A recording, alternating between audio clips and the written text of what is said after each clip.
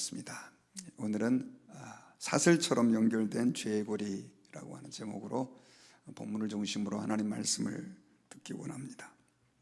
세상의 모든 것들은 서로 영향력을 주고받습니다. 이 세상에 존재하는 물질들도 마찬가지로 다 이렇게 연결이 돼 있고, 심지어 짐승들도 또 곤충들도 먹이사슬이라는 것을 통해서 연결이 돼 있어요. 한 객체가 문제가 생기면 다른 객체에도 영향을 끼치는 그런 구조입니다. 인간들도 마찬가지입니다. 부모님들은 자녀에게 영향을 미치고, 또 자녀들은 그 다음 자녀에게, 또 친구에게 영향을 끼치고 받는 그런 관계 속에 우리가 존재하고 있습니다. 그런데 이 죄라는 것도 그런 것 같아요. 그냥 죄가 한 사람에게서 머물러 끝나지 않고 세대 간에 계속해서 영향을 주고 받는 그런, 어떻게 말하면 살아있는 존재는 아니지만 영향력이 있는 그런 존재로 성경에는 여러 케이스를 통해서 기록되어 있습니다. 특별히 여러분, 우리가 지금까지 열왕기서를 계속해서 보고 있는데, 솔로몬이 잘 나가다가 마지막에 그가 우상 숭배를 함으로 인해서 이방 여인들과 여러 이렇게 정략 결혼을 맺게 되면서 우상에 자연스럽게 이스라엘의 왕궁에 들어왔고, 그러다 보니까 솔로몬의 아들이 르호보암이었는데, 르호보암이 이 어머니 암몬 사람의 그 우상 숭배의 습관을 따라서 르호보암이 이 죄를 짓고, 그러다 보니까 또 그 아비암도 이걸 따라하게 되고, 이렇게 해서 이 죄라는 것이 대를 이어서 사람들에게 영향력을 주고 있습니다.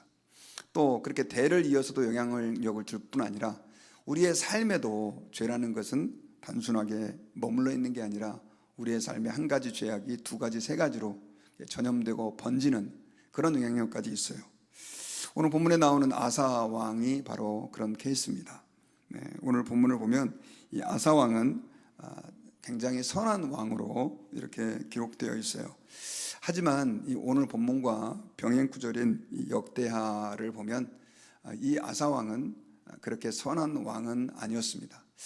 어저께 말씀드렸던 이 아비암처럼 처음에는 잘 시작을 했지만 그에게 있어서 해결되지 못한 그 죄의 뿌리는 결국 그를 마지막 말년에 죄악에 넘어지게 만드는, 죄악으로 타락하여 하나님 아버지 앞에서 심판을 받는 케이스로 남게 되는 그런 불행한 왕이었다고도 말할 수 있습니다. 이 아사 왕은 아비암의 아들로, 아비암이 3년밖에 통치하지 않았다 그랬죠. 41년간 통치를 한, 그래도 꽤 오래 통치했던 왕으로 표현되어 있습니다. 근데 아사 왕이 참 대단했던 것은 그가 초창기 사역에 정말 하나님을 기쁘시게 하는 사역을 많이 한 것 같아요.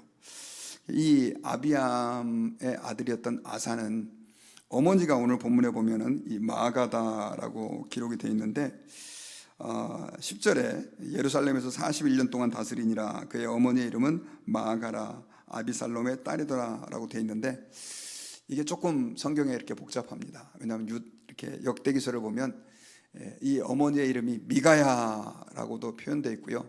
그리고 또 이 아사의 실제적인 어머니가 마아가가 아니거든요.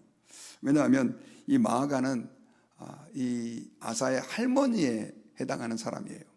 여기서 이 어머니라고 하는 것은 일종의 그 구약 성경에서는 벤, 아들이라고 하는 말이 꼭 직계 아들이 아니라 후손에게도 사용된 것처럼, 특별히 어머니라고 하는 말도 그의 할머니에게서 대를 이어 내려오는 이런 개념으로 우리가 이해를 해야 합니다.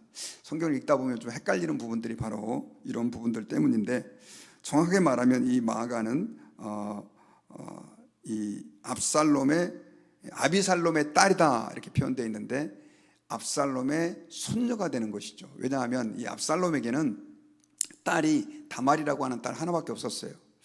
그래서 이 딸이 출가해가지고 낳은 딸이 아마 이 마아가로 여겨집니다. 어쨌든 이렇게 이 오늘 본문에 나오는 아사는 그렇게 말 그대로 태어났는데, 다윗처럼 성경에 보니까 정직하게 행했다 이렇게 표현되어 있습니다. 오늘 성경에 보면 그가 한 훌륭한 일이 뭐냐면, 이스라엘 안에서 12절에 보면 남색하는 자들을 그 땅에서 쫓아내고, 또 그의 조상들이 지은 우상들을 없애는, 정말 르호보암 때부터 조금 더 거슬러 올라가면 솔로몬의 말년 때부터 시작되었던 그 우상 숭배의 고리를 오늘 본문에 보면 아사가 최초의 종교 개혁자가 되어서 그렇게 정리하는 그런 아주 훌륭한 일을 했습니다. 그가 한 더 위대한 일은 13절에 기록되어 있는데, 그의 어머니 마아가가 혐오스러운 아세라상을 만들었으므로 태우의 위를 패하고 그 우상을 찍어 기드론 시냇가에서 불살랐다, 이렇게 표현되어 있어요. 자, 마아가가 그 아세라상을 만들어 갖고 섬기는, 아까 좀 말씀드렸던 것처럼 이 르호보암의 아내가 암몬 사람이에요. 몰렉을 섬기는 그런 우상 숭배자다 보니까 그게 이스라엘 왕가의 가문에도 흘러 들어와서 그렇게 개인적으로 우상을 숭배하는 일들이 계속해서 일어난 것입니다. 그런데 이 아사는 이 태우의 윌, 태우는 우리 한국말로 말하면, 조선시대로 말하면 대왕 대비 같은 그런 역할을 하는 사람인데, 그 자리를 파면시켜버리는 그런 엄청난 결단을 내립니다. 그리고 그 우상을 찍어서 기드론 시냇가에다가 불살라버리는 결단을 하게 되죠. 그런데 14절에 보면 산당은 없애지 않았다, 이렇게 표현하면서 약간의 여지를 남겨주는데, 이 아사가 완전한 종교개혁을 하지 못하고 사람들이 산당에서 여전히 그 바알과 아세라를 섬기는, 우상을 섬기는 행동을 했었는데, 이걸 깨끗하게 정리하지는 못했지만 그래도 아사가 여호와 앞에서 온전했다라고 하는 기록을 열왕기서는 그렇게 하고 있습니다. 자, 그리고 실제로 역대기서에도 보면요, 이 아사 왕은 굉장히 훌륭한 왕이었었습니다. 왜냐하면 그 아버지 아비암과 여로보암의 전쟁으로 인해서 취했던 그 전리품들을, 또 그리고 자신이 그 구스, 지금의 이디오피아죠, 그 나라와 해서 얻은 전리품 중에 금과 또 그릇들을 하나님 아버지 앞에서 바치는 헌신적인 믿음도 가지고 있었습니다. 그리고 특별히 여러분, 그 역대기서 14장에 보면은 이스라엘 그 백성들이 이 구스와 전쟁을 펼치게 되는데, 이 아사 왕이 정말로 대단한 믿음의 결단을 하게 돼요. 왜냐하면 그 당시 나름대로 이 아사 왕 때는 이스라엘, 그 특별히 남쪽의 유다와 베냐민 지파가 적들의 침공이 하도 많으니까 북쪽으로는 이스라엘이 공격해 오고, 또 외세의 침략들이 밑으로는 남쪽에서는 애굽이 늘 공격해 오고 하니까 군대를 많이 이렇게 양성을 한 것 같아요. 그래서 한 58만 명 정도의 그 군대를 거느리고 있었는데, 나름대로 괜찮은 국력을 가지고 있었는데, 문제는 이제 지금으로 말하면 한 1500km 떨어져 있는 이디오피아죠. 그 애굽의 저 건너편에 아프리카 대륙에 있는 이 이디오피아가 이 유다를 침공해 온 겁니다. 근데 얼마의 군대를 데리고 침공을 했냐면 100만 명의 군대를 데리고 침공을 해오게 돼요. 역대하 14장에 기록이 되어 있는데, 이게 바로 이제 아사가 왕이 된 지 얼마 안 돼서 일어난 일이었습니다. 그때 이 아사는 역대하 14장 11절에 보면 그가 정말 하나님 앞에 순전하게 기도를 해요. 아사가 그의 하나님 여호와께 부르짖어 이르되, 여호와여, 힘이 강한 자와 약한 자 사이에는 주밖에 도와줄 리가 없사오니 우리 하나님 여호와여, 우리를 도우소서. 우리가 주를 의지하며 주의 이름을 의탁하옵고 이 많은 무리를 치러 왔나이다. 여호와여, 주는 우리 하나님이시오니 원하건대 사람이 주를 이기지 못하게 하옵소서 하였더니, 이 아사가 이 에티오피아 군대, 구스 군대를 맞이해가지고 말 그대로 또 굉장히 어려운 전쟁을 치르게 되는데, 하나님께서는 이 아사의 간절한 기도를 들어주시고 그 전쟁에서도 승리하게 하셔요. 이 정도면 얼마나 이 아사가 믿음이 좋은 사람입니까? 정말로 하나님 앞에서 헌신했던 사람이고, 실제로 이 열왕기서의 이 기록이 틀리지 않다라고 하는 생각이 들 정도로 그렇게 이 아사는 훌륭한 사람이었었어요. 그런데 이제 문제는 이 역대기서를 보면요, 이 아사가 참으로 많은 문제점을 그의 이 통치 말년에 드러내게 됩니다. 그래서 이 역사학자들은 이 아사가 41년을 통치했는데 한 35년까지는 35년 정도 통치하는 동안에는 그렇게 잘했는데, 한 35년 정도 이제 그가 이제 늙었을 때 성경에 보면은 실수를 많이 합니다. 특별히 아사왕 36년 때에 그가 이스라엘, 북쪽 이스라엘의 공격을 받습니다. 그런데 이때 이 공격이 굉장히 치명적이었던 것 같아요. 그때 북쪽의 이스라엘 왕은 바아사였습니다. 바아사, 여로보암의 아들을 죽이고 반란을 일으켜서 왕이 된 왕이었는데, 이 공격을 했는데 이 공격이 말 그대로 얼마나 강력했는지 이스라엘의 그 남쪽까지 진격을 해왔는데, 물론 이제 국경선까지죠. 거기에 이 라마성을 빼앗아 버립니다. 라마성을 빼앗고, 그 라마가 굉장히 중요한 지역이었거든요. 왜냐하면 남과 북을 연결하는, 어떻게 말하면 군사적으로 경제적으로 굉장히 중요한 요충지였습니다. 이 땅을 뺏어버리고, 그리고 그 라마성을 요새로 짓는 그런 일들을 이 북쪽의 바아사가 행하게 됩니다. 이에 위기를 느낀 이 아사 왕이 그때 어떤 선택을 하느냐면요, 그 이스라엘의 그 북쪽에 있던 아람 왕 베나닷에게 도움을 요청합니다. 어떻게 도움을 요청하냐면, 지금 우리가 북쪽 이스라엘의 그 공격을 받아가지고 지금 굉장히 어려운 상태에 있는데, 당신들이 이 이스라엘과 서로 조약을 맺어가지고 서로 이렇게 어떤 좋은 관계를 유지하고 있는 걸 안다. 그러나 그 조약을 깨고 옛날에 우리 다윗왕과 친하지 않았느냐, 그 북쪽 이스라엘을 공격해주면 그러면 내가 당신에게 많은 금과 보물을 주겠다 하면서 성전에서 은금을 가져다가 또 왕궁에서 보물을 가져다가 이 베나닷에게 갖다 주면서 이런 제안을 해요. 근데 이 베나닷의 입장에서는 이게 전혀 거부할 게 없었던 이유가, 굉장히 좋은 조건이었던 이유가 뭐냐면, 이 베나닷의 입장에서는 아람이 있었고 이스라엘이 있었고 그 옆에가 두로와 지중해란 말이에요. 그런데 이 북쪽 이스라엘이 늘 눈에 가시처럼 걸렸었어요. 왜냐하면 바다가 굉장히 중요한 그 해상 무역에 또 그 항구가 있잖아요.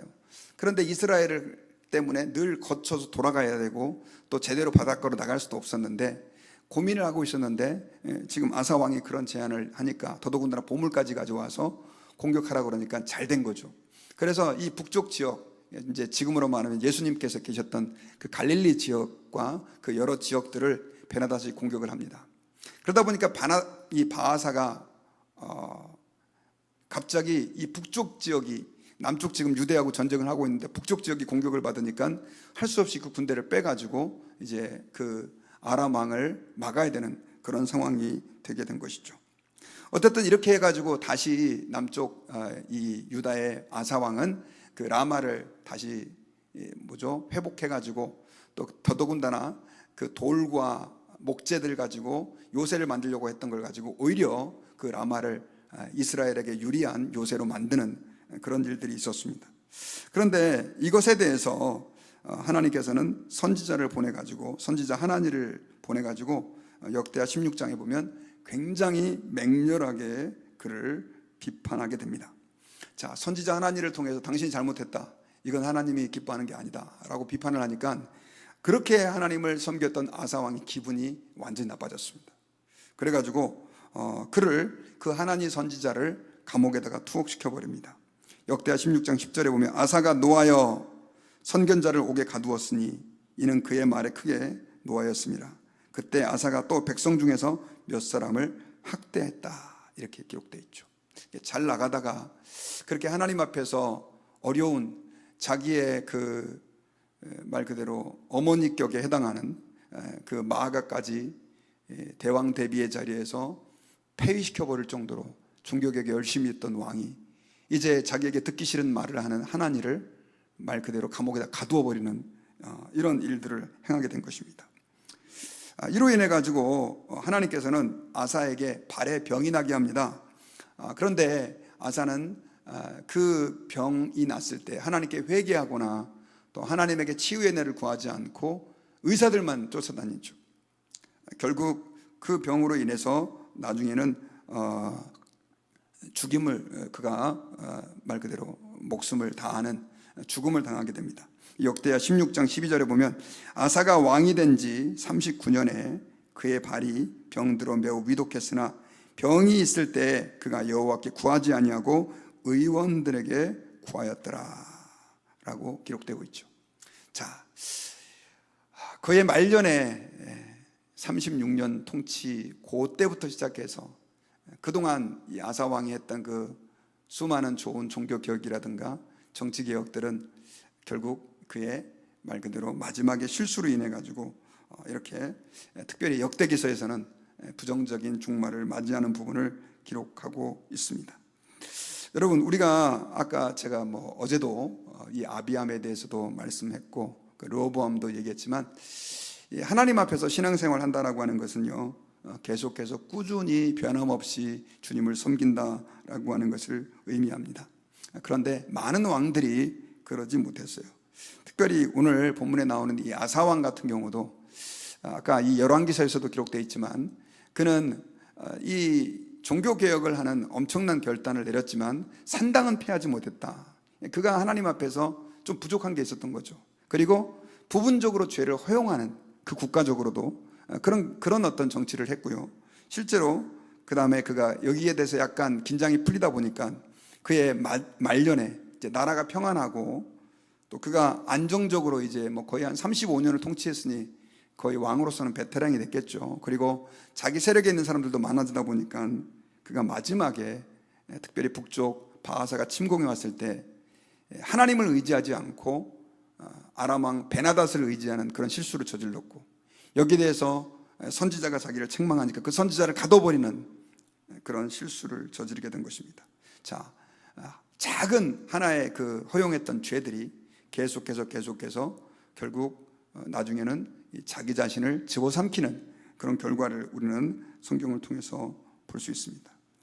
여러분, 그 이스라엘 사람들은 특별히 이 누룩에 대해서, 요즘 말하면 이제 효묘죠, 밀가루를 부풀리는 누룩에 대해서 엄청나게 민감합니다. 그 누룩 자체는 먹는 음식으로 사용되지만 특별히 신약 성경도 그렇고 구약 성경도 그렇고 죄로 상징되는 경우가 많습니다. 왜 누룩을 죄에다 비유를 했느냐? 그 이유는 누룩은 금방 이렇게 퍼지기 때문에 그래요. 우리 한인분들 중에 도너스 하시는 분들이 굉장히 많이 계신데, 저도 한번 본 적이 있거든요. 이렇게 조금 이스트를 이렇게 밀가루에 넣고 이렇게 좀 덮어놓으면 몇 시간 지나서 이게 다 이스트에 의해서 이렇게 부풀려지잖아요. 죄가 그렇다라고 하는 것입니다. 실제로 고린도전서 5장 6절에서는 너희의 자랑하는 것이 옳지 아니하도다. 적은 누룩이 온 덩어리에 퍼지는 것을 알지 못하느냐. 작은 죄가 결국 우리의 삶을 집어삼키고 심지어 공동체까지 집어삼키는 거죠. 그래서 여러분, 사도행전에 보면 하나님께서 이 아나니아와 삽비라를 굉장히 무섭게 심판하십니다. 하나님께 밭을 판 돈을 헌금하기로 했다가 그게 땅값이 올라서 그랬는지 일부를 감치는, 그럴 수 있잖아요. 사람이다 보니까. 그리고 강제로 해야 될 의무가 있었던 것도 아니고 자원하는 예물이었는데, 그리고 자꾸 그 베드로가 물어보니까 이게 판 돈 전부입니까? 물어보니까 당혹해서 거짓말 할 수 있죠. 안 되겠지만 그게 사실 요즘 큰 죄입니까? 그런데 하나님께서는 그 하나님의 종에게 거짓말했다라고 하는 그 아나니아와 삽비라, 그리고 하나님을 속였다라고 하는 것 때문에 결국 그 두 사람의 목숨을 그대로 걷어가 버리잖아요. 이게 왜 그렇게 하나님이 단호하셨느냐?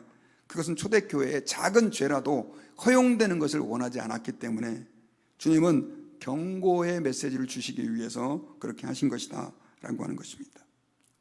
여러분, 저와 여러분들은 신앙생활을 처음 하고 또 하나님의 은혜를 처음 받을 때는 죄에 대해서 작은 죄라도 엄청나게 민감하게 생각하는 경향들이 있습니다. 그런데 나중에 시간이 지나고 신앙생활을 오래 하고 아까 아사처럼 그렇게 우리가 무언가 안정이 돼 있고 이제는 내가 하나님을 떠날 일은 없겠지, 이 정도 생각이 될 때, 그때 우리에게 남아있는 그 작은 죄가 우리를 집어삼킬 수도 있다라고 하는 사실을 저희들은 기억해야 합니다. 죄라는 것은 절대로 말 그대로 우리가 신앙생활을 오래 한다고 그래가지고 또 우리가 기도를 많이 하고 성경을 많이 읽는다고 그래서 그냥 쉽게 물러서는 존재가 아님을 저와 여러분들이 이 내용을 통해서 기억을 해야 합니다.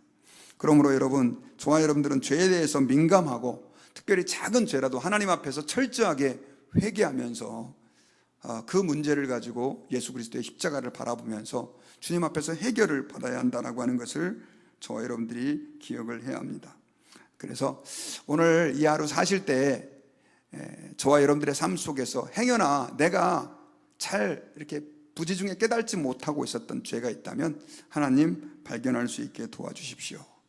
그리고 그 죄에 대해서 우리가 좀 하나님께 회개할 수 있는 그런 마음을 갖게 하셔서 우리가 죄를 허용하지 아니하고 작은 죄라도 적은 누룩이 온 덩어리에 퍼지는 것처럼 그것이 내 삶을 지배하고 나아가서는 내 가정과 공동체를 파괴하는 그런 영향력을 행사하지 않도록 하나님 아버지 앞에서 우리의 작은 죄를 발견하고 하나님 앞에서 주님이 다뤄주시기를 기도하는 그런 하루가 되기를 주님의 이름으로 축원합니다.